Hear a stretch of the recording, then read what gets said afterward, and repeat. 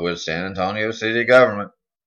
Proposed changes to anti-discrimination ordinance could get you fired. And of course, it says if you voice any opinion, no matter how many years back it's been, it could be used against you. Branson told the station. City of employees are going to be greatly affected by this. So, more than a dozen church leaders are meeting to discuss the lemming issue. Only in America, folks. What used to be America, anyway. Now we're dealing with Cuba. Cuba's in the news again for the third time in as many weeks. Cuba this time, according to an expert, could hit the United States with a electromagnetic pulse, an EMP death blow. And they said a defensive missile capable of carrying a nuke could cause everything in the United States to get blown and fried. The electrical systems in it could become fried, and it could send us back 100 years, back into the 1800s. Cuba may be in violation of the intent of an agreement that settled the Cuban Missile Crisis more than 50 years ago, according to an expert, but made it clear that it's the least of concerns raised by new evidence.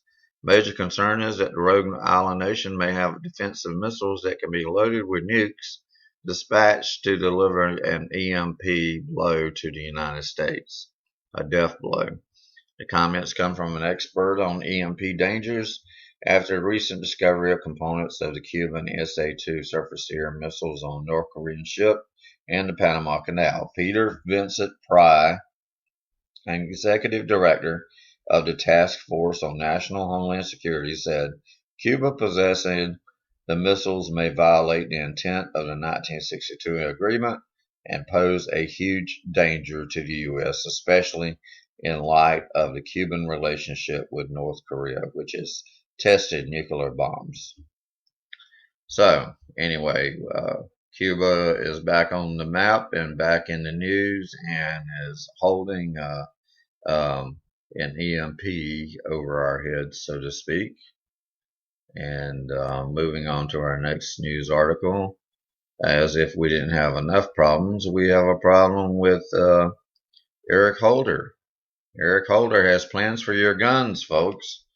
More recently, he has attacked the very notion that people have a right to self-defense by attacking Florida's stand your ground law when he says there's always been a legal defense for using deadly force if, and the operative word is if, no safe retreat is available. But we must examine laws that take this further by eliminating the common sense and age-old requirement that people who feel threatened have a duty to retreat. A duty to retreat. Now, that's the way the West was won, folks. It wasn't won with a gun. It was won by retreating. When attacked in a place where you have every right to be, you have a duty to retreat. This stands the idea of the right to self-defense on its head, which is exactly the place where George Zimmerman found himself when he shot Trayvon Martin.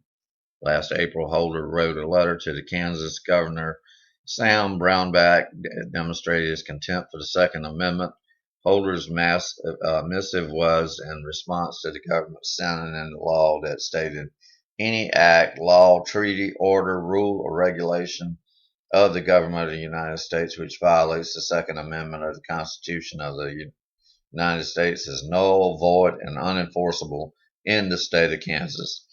Any supporter of the Second Amendment should be delighted with such an affirmation of the Constitution. Holder apparently was not. Anyway, moving along, we have another story about the biggest oil discovery in 50 years. Oil was discovered in an uninhabitable section of South Australia. A discovery has been made that could rock the world. Some are calling it the biggest discovery of oil in 50 years. Earlier this year, a company called Link Energy announced that tests revealed that there was a minimum of 3.5 billion barrels of oil equivalent sitting under more than 65,000 square kilometers of land that it owns in the Arkaringa basin, but that is the minimum number. It has been projected that it could be ultimately up to 233 billion barrels of recoverable oil in the area. Turns out that if that's accurate, the oil sitting under that land is worth approximately $20 trillion. And it's roughly equivalent to the total amount of oil sitting under the sands in Saudi Arabia. In essence, it could be a massive game changer. We can only hope. On the home front, folks, more bad news. Drones can now turn your cell phones off. Well. As if communication wasn't in trouble to begin with the NSA listening in. Now they don't want you to listen in on your own conversations. They don't even want you to have a conversation. 12 years later, the cranes and earth movers around the NSA are still at work, tearing up pavement, uprooting trees to make room for a larger workforce and more powerful computers. Already bigger than the Pentagon in square footage, the NSA's footprint will grow another 50% when construction is complete in 10 years. And that is just the headquarters at Fort Meade, Maryland. The nation's technical spying agency has enlarged all of its major domestic sites in Colorado, Georgia, Hawaii, Texas, and Utah, as well as those in Australia and Britain. Why are they doing this? Well, they want to turn off your cell phones. They've got you tied into cell phones now. They've got you carrying a cell phone. You're your own bag man when you carry your cell phone. The GPS is tracking you, and they already know who you are and who you're talking to and what you're saying and when you said it. And they're knowing where you've been and how you got there and how many stops along the way you made and who you talked to. And if two cell phones are found at the same GPS location, guess what? They can determine exactly who had a phone and who was talking to whom and when, right in close proximity, even if they weren't using the phones. So, have you been tagged? Yes, you've been tagged. America's been tagged. You've been tagged. I've been tagged. When we're all paying for our own bag hit, so to speak. What you use mafia speak. We're all paying for our own hits.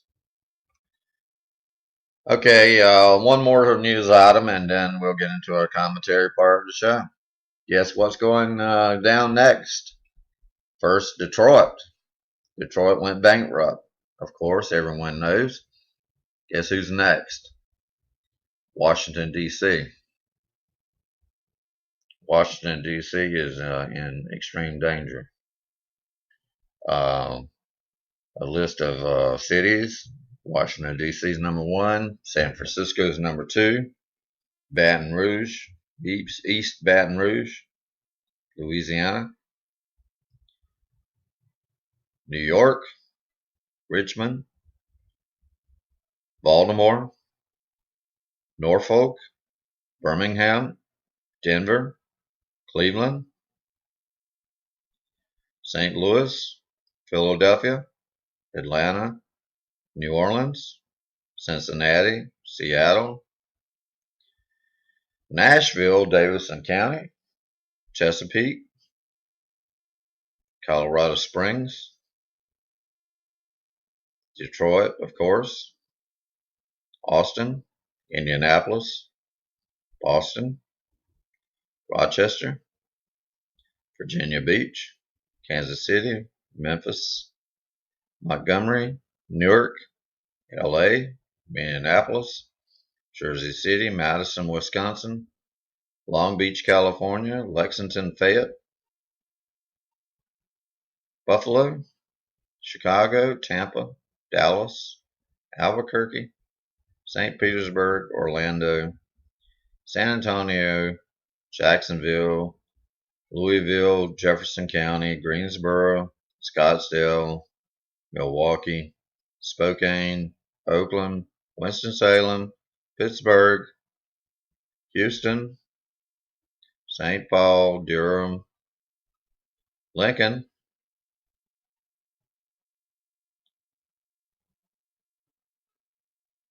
Columbus, Laredo, Miami, Tulsa, Des Moines, Honolulu, Portland, Fayetteville, Phoenix, Charlotte, Raleigh, Tucson, Anchorage, El Paso, Sacramento, Corpus Christi, Plano, Lubbock, Fort Worth, Henderson, Irving, Mesa, Wichita, Glendale, Aurora, Boise, Fort Wayne, Toledo, Oklahoma City, Fresno, Anaheim, Hialeah, San Diego, Riverside, North Las Vegas, San Bernardino, Omaha, Arlington, Chandler, Garland, San Jose, Modesto, Reno, Stockton, Gilbert,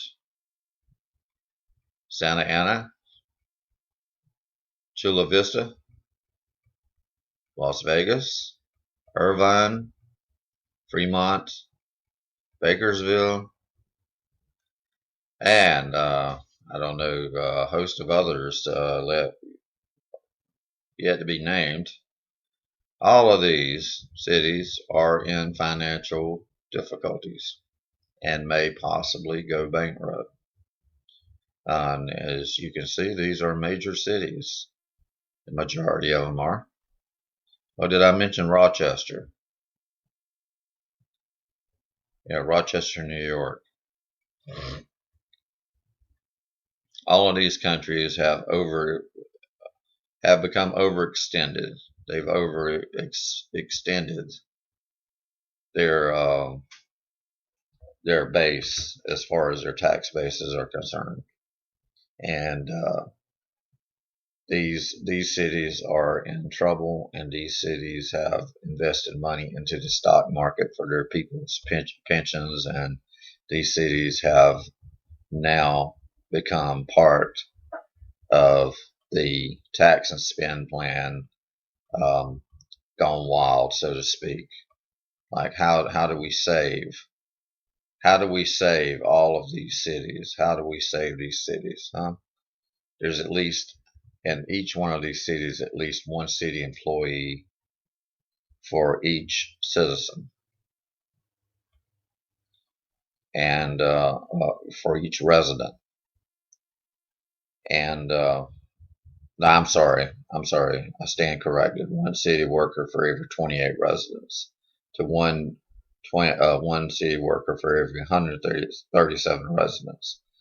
And these cities are the most expensive bureaucracies, and they have a great deal of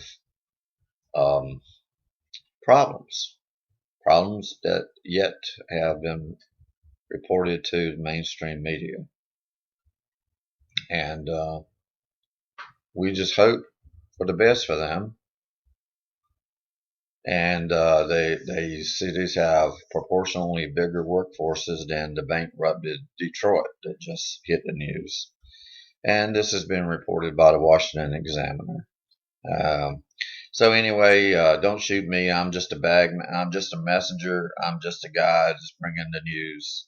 I'm just the delivery person. That's all. Now, as we move into our next segment of our show, we're talking about how does all this tie in? Well, as you can see, there's political upheaval, and there's political fallout, and there's things that are going to cause political fallout, and there's things that are on the downswing for this country, and we're seeing things that are just breaking out. We're seeing oil rigs exploding. We're seeing signs from the heavens with comets coming in that are extremely dusty that could possibly cut down on the amount of sunlight the Earth receives, for all we know. On Earth here, we're talking the carbon dioxide reduction. Out in space, we're seeing increased production within our inner solar system. NASA, we're seeing drought out in the Midwest and in the Dust Bowl, and we're seeing cities going bankrupt.